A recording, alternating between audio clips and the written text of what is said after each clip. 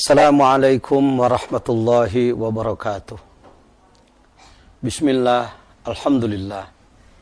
Wassalatu wassalamu ala rasulillah Sayyidina wa maulana Muhammadin ibn Abdullah wa ala alihi wa ashabihi wa man tabi'ahudahu wa wala, amma ba'd. Para pemirsa SSTV dimanapun berada, alhamdulillah wa syukru ala ni'amillah.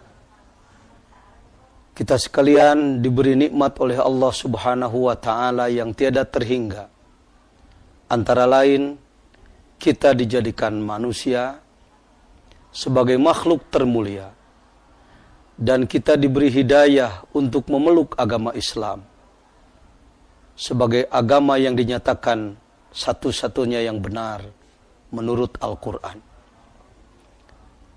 Dan juga Allah memberi hidayah kepada kita, serta Allah memberi nikmat panjang umur sehingga kita sampai kepada bulan Ramadan.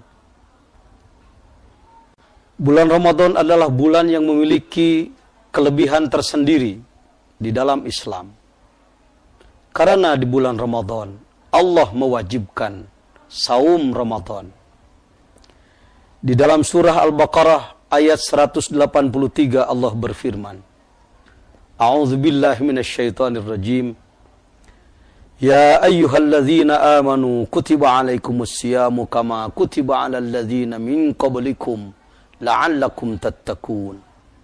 Yang artinya, wahai orang-orang yang beriman, diwajibkan kepada kamu sekalian melaksanakan saum seperti halnya umat-umat sebelummu.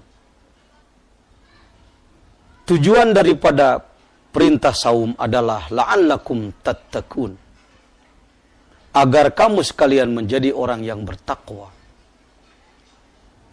Kalimat la'alla di dalam Al-Quran yang kailnya adalah Allah Subhanahu wa Ta'ala, maka maknanya bukan sekedar semoga atau harapan, tetapi sebuah kepastian.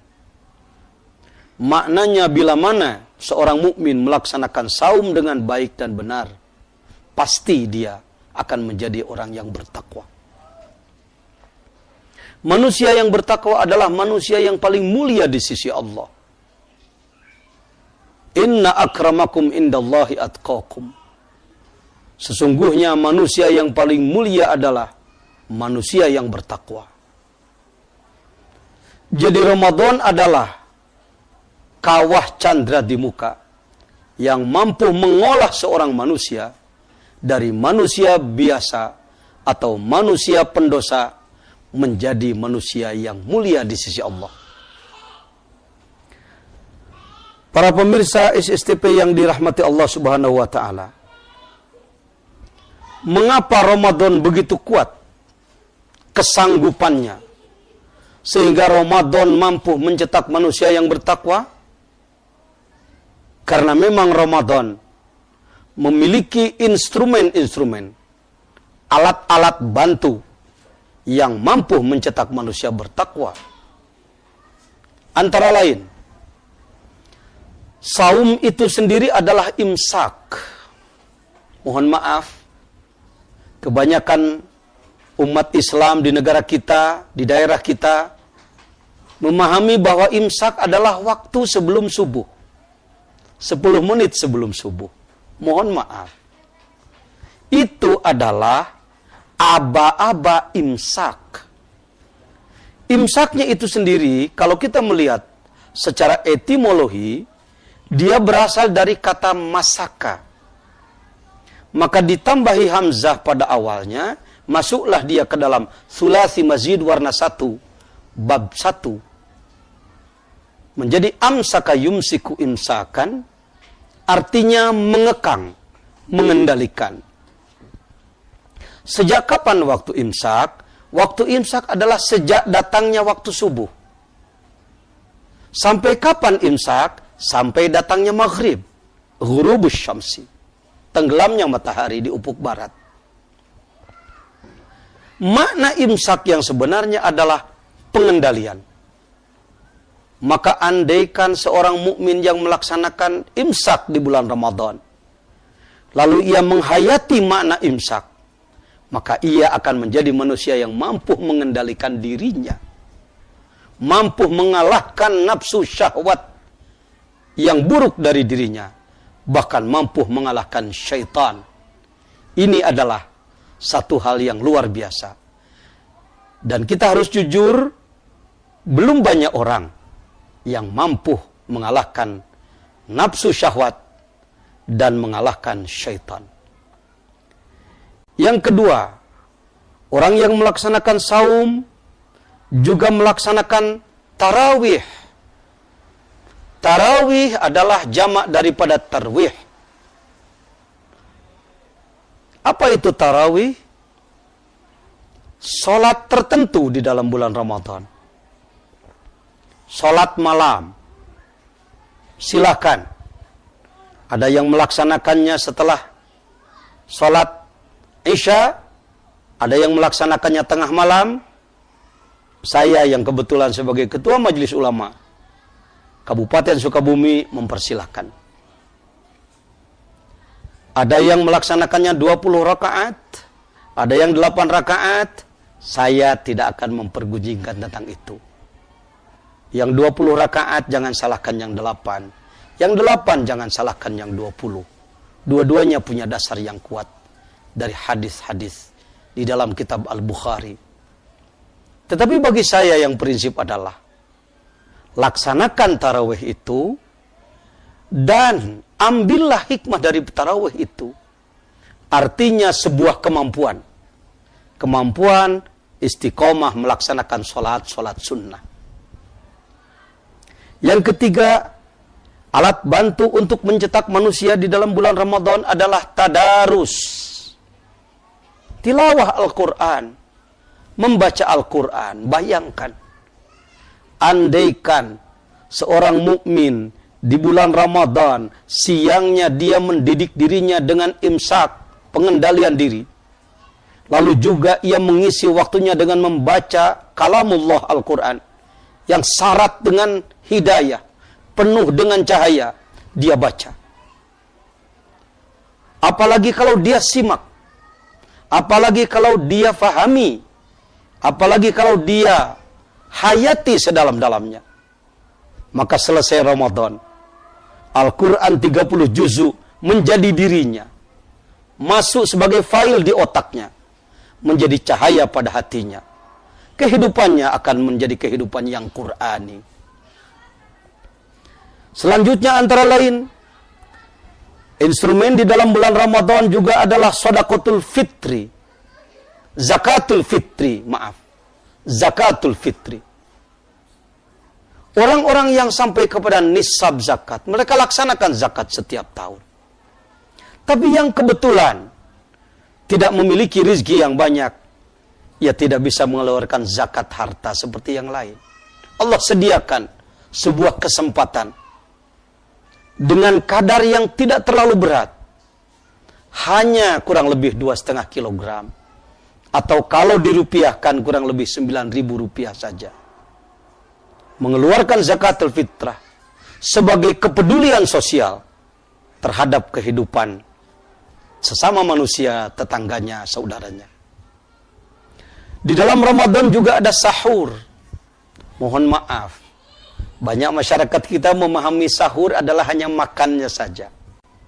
Sahur diangkat dari kalimat sahar. Artinya tengah malam sampai subuh itulah waktu sahar.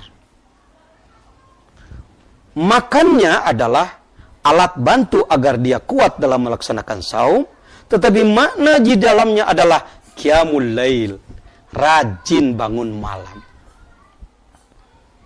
Andaikan seorang mukmin yang melaksanakan saum dengan memenuhi persyaratan tadi, memenuhi kriteria tadi, maka datanglah bulan Syawal nanti, ia akan menjadi ahlut tahajud, sebagai ahli sholat malam yang dinyatakan oleh Allah. Manusia mukmin yang rajin sholat malam akan diberikan maqam mahmud, tempat yang terpuji. Para pemirsa yang dirahmati Allah Subhanahu wa ta'ala, Apa saja yang akan diberikan oleh Allah kepada orang yang bertakwa sungguh sangat banyak. Dalam kesempatan yang singkat ini saya tidak mungkin mengurai secara menyeluruh fadilah bagi orang yang bertakwa. Antara lain saya sampaikan saja yang dijelaskan oleh seorang alim besar, seorang sufi besar, Sayyid Abdullah Al-Haddad. Di dalam kitab Nasaihud Diniyah, ia menyampaikan 10 keunggulan bagi orang yang bertakwa. Yang pertama, orang yang bertakwa adalah mendapatkan ma'iyatullah, kebersamaan Allah. Sebagaimana Allah berfirman, wattaqullaha wa'lamu annallaha ma'al muttaqin. Bertakwalah kamu sekalian kepada Allah dan ketahuilah bahwa Allah senantiasa beserta orang-orang yang bertakwa. Tidak tergiurkah hati kita? Tidak inginkah kita menjadi orang yang selalu beserta Allah? Di dalam perjalanan, di dalam ibadah, di dalam bergaul, kita senantiasa disertai Dia. Masya Allah. Mari kita gali hikmah Ramadan sekarang. Bukan sebatas saum laparnya saja, tetapi kita menggojlok diri kita menjadi manusia yang bertakwa agar mendapatkan kesertaan Allah di dalam sepanjang kehidupan kita. Yang kedua, bagi orang yang bertakwa, Allah memberikan limpahan ilmu yang lebih dikenal dengan ilmu laduni. Mohon maaf, istilah laduni sudah banyak dikenal oleh masyarakat kita, tetapi barangkali definisinya belum sangat jelas. Bahkan terkadang ada orang tidak belajar, tidak ngaji, tidak di pesantren, lalu ia katakan saya dapat laduni, seakan-akan dia sudah mampu menguasai ilmu Islam yang banyak, padahal dia tidak belajar. Bukan begitu. Laduni adalah orang yang belajar, seperti biasanya orang yang mencari ilmu, lalu ia memanfaatkan ilmunya, mengamalkan ilmunya, mendakwakan Islam, menegakkan syariah Islam, membina umat agar umat bertakwa. Tetapi ternyata ilmu yang ia miliki ternyata tidak cukup untuk itu. Allah Maha tahu, Allah sudah mengukur bahwa dia punya semangat tinggi, pengabdian tinggi, tetapi ilmunya terbatas, maka ia dilimpahi ilmu oleh Allah. Setiap orang yang bertakwa dengan ketakwaan yang sempurna, pasti dia mendapatkan limpahan pengetahuan dari Allah. Ambil contoh, ketika Mesir menghadapi paceklik panjang yang diisyaratkan dalam mimpi dari Allah kepada sang raja Mesir. Ada 7 sapi gemuk dimakan oleh 7 sapi yang kurus. Raja bingung. Para peramal istana tidak mampu mentakbir mimpi sang raja. Akhirnya sampailah kabar kepada sang raja bahwa di penjara sana ada seorang pemuda yang tampan, ahli di dalam mentakbir mimpi. Dipanggillah dia, maka Nabi Yusuf mengatakan, ini adalah isyarat bahwa 7 tahun panen akan habis dengan 7 tahun paceklik. Seorang raja bertanggung jawab. Bagaimana cara keluar dari masalah ini? Maka Nabi Yusuf memberikan petunjuk dengan cara yang diberikan Allah kepada dia dari hasil dia bertakwa di dalam penjara. Ia mampu menyelamatkan Mesir. Bahkan negara-negara lain meminta suaka bantuan pangan dari Mesir. Sebagaimana para pemirsa lebih mengetahui, insya Allah, dari khutbah-khutbah para ulama di daerahnya masing-masing. Apakah kita tidak tertarik negara kita dalam keadaan seperti ini? Daerah kita keadaannya seperti ini? Silahkan berpikir dengan ilmu, sains, teknologinya masing-masing untuk melepaskan bangsa ini, masyarakat ini dari keadaan keterpurukan seperti ini. Tapi mohon maaf, jangan sombong. Tidak cukup hanya dengan kemampuan rasio, sains dan teknologi saja. Ketakwaan. Buktikan ketakwaan. Mohon maaf, kita belum pernah bahwa seluruh masyarakat di Sukabumi misalnya menjadi manusia yang bertakwa secara sempurna seluruhnya. Mohon maaf, ini belum kita raih. Daya kita masih lemah dalam pembinaan masyarakat. 5.500 masjid di kota dan kabupaten Sukabumi Silahkan cari yang subuhnya penuh seperti sholat Jumat. Ada berapa? Ada berapa? Mari kita pikirkan. Aparat pemerintah saya minta tidak menjawab. Itu bukan urusan kami. Atau ulama juga menjawab. Ya, belum ada taufik saja. Jangan begitu. Kita harus berjuang agar diri kita, keluarga kita, umat kita menjadi manusia yang bertakwa. Karena bila mana sudah bertakwa, Allah akan berikan limpahan ilmu untuk mengeluarkan diri sendiri dan masyarakat dari segala keterpurukan. Para pemirsa SSTV, stasiun televisi daerah yang merupakan kebanggaan kita, karena kita dapat berkomunikasi, bertemu, menyampaikan segala informasi, dan lain sebagainya. Yang ketiga, bagi orang yang bertakwa, Allah memberikan Al-Furqan. Apa itu Al-Furqan? Kemampuan membedakan mana baik, mana buruk, mana salah, mana benar, mana harus, mana jangan.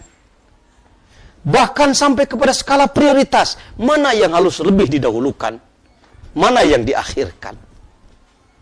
Kalau kita melihat, masih ada masyarakat kita, tuakah, mudakah, yang masih sulit membedakan mana air teh dan mana minuman yang memabukkan, mana istri yang halal dan mana wanita yang haram. Ini menunjukkan bahwa furqan, sebuah daya kemampuan untuk memilih mana baik, mana buruk, dia masih lemah. Apa sebabnya? Lemah takwa. Dengan tegas Allah menyatakan di dalam Al-Quran, A'udzubillahi minasyaitonirrajim, ya ayyuhalladzina amanu, wahai orang-orang yang beriman, in tattaqullaha, bila mana kamu bertakwa kepada Allah, yaj'al lakum furqana. Jangan ragu terhadap Al-Quran, para pemirsa. Al-Quran pasti benar. Dari sang pencipta manusia itu sendiri. Maaf, kelihatannya masyarakat banyak yang masih ragu terhadap informasi dari Allah ini. Sehingga masuk dari telinga kanan, keluar dari telinga kiri. Yaj'al lakum furqana, Allah akan berikan kepadamu sebuah kemampuan. Dia aparat pemerintahkah? Dia pegawai swastakah? Pedagang, petani, ulama, profesi apapun. Kita sangat memerlukan itu. Kadang orang tahu mana baik, mana buruk. Tapi ketika ia dihadapkan kepada sebuah keinginan syahwati, mendesak syahwatnya agar melakukan hal itu, padahal dia hal buruk, maka pengetahuannya tidak mampu mengendalikan dirinya. Tidak cukup hanya dengan kognitif, pengetahuan semata-mata. Wa yukaffir ankum sayyi'atikum, dan Allah akan melebur kejelekan-kejelekan kamu. Siapa yang tidak punya kejelekan? Kiai besar sekalipun, pejabat, aparat, masyarakat, ada saja sepandai-pandai tupai meloncat, akhirnya terjatuh jua. Maksiat mata, maksiat telinga, maksiat hidung, maksiat lidah, maksiat badan, maksiat zahir, maksiat batin, ujung-ujungnya tetap aja itu adalah dosa. Dengan bertakwa, kejelekan-kejelekan bisa terhapus, wa yaghfir lakum, dan Allah akan mengampuni kamu. Yang terakhir, dari semua yang ada di dalam kitab ini, saya hanya bacakan sebagian saja. Sangat penting juga. Apa itu? Taisirul umur. Kemudahan-kemudahan. Semua yang hidup tidak bisa lepas dari rezeki, dari keperluan hidup. Kita juga memerlukan hal itu. Takwa sangat terkait dengan ekonomi. Takwa sangat terkait dengan kesejahteraan. Allah berfirman di dalam Al-Quran, wa may yattaqillaha yaj'al lahu makhraja wa yarzuqhu min haitsu la yahtasib. Siapa orang yang bertakwa kepada Allah, ia akan diberi jalan keluar dari kesulitan. Juga diberi jalan kemudahan daripada semua kesulitan. Yaj'al lahu min amrihi yusra, dalam ayat lain. Bahkan Allah akan memberikan rezeki tanpa diperhitungkan. Mohon maaf, kadang-kadang kita ini, jangankan yang tidak diperhitungkan, yang sudah dihitung saja tidak jalan. Yang kita inginkan adalah, yang kita perhitungkan datang, dan yang tidak diperhitungkan pun datang. Insya Allah, Jangan ragu-ragu. Para pemirsa rahimakumullah yang dirahmati Allah Subhanahu wa taala, ilmu Islam sangatlah luas. Quran 30 juzuk menjelaskan segala urusan akidah, syariah, hukum, sains, teknologi, sosial, budaya, politik, dan lain sebagainya. Tetapi untuk tahap awal, Kabupaten Sukabumi telah berupaya mendeklarasikan penegakan syariah Islam atas kesepakatan ulama umaro, TNI maupun Polri. Kota Sukabumi dengan sebuah judul yang agung, paradigma surgawi. Ini juga adalah sebuah upaya untuk membawa masyarakat ke jalan ketakwaan yang benar. Maka pada tahap awal, mari dari hikmah Ramadan ini kita gali sedalam-dalamnya dan kita amalkan rukun Islam dengan baik dan benar. Syahadat kita perkuat dengan satu, rajin mencari ilmu, memperbanyak membaca Al-Quran, dan banyak berzikir. Salat kita upayakan, salat fardu awal waktu berjamaah, dan salat sunat, termasuk ba'diyah, qabliyah, serta salat malam, salat duha, dan lain sebagainya. Zakat bagi yang mampu lakukan, bagi yang belum, upayakan infak 2,5% dari penghasilan kita setiap hari. Selanjutnya tentang saum kita lakukan saum wajib dan sunnah, dan haji bagi yang mampu laksanakan, bagi yang belum mampu banyaklah berdoa. Kepada yang sudah haji, pelihara kemabruran haji, jadilah pelopor-pelopor penegakan pengamalan syariah Islam di daerah kita, Sukabumi yang kita cintai. Barangkali para pemirsa yang saya hormati, itulah saja sekedar sekelumit hikmah Ramadan dari Pak Jejen. Mari kita meningkatkan keimanan dan ketakwaan. Terima kasih. Assalamualaikum warahmatullahi wabarakatuh.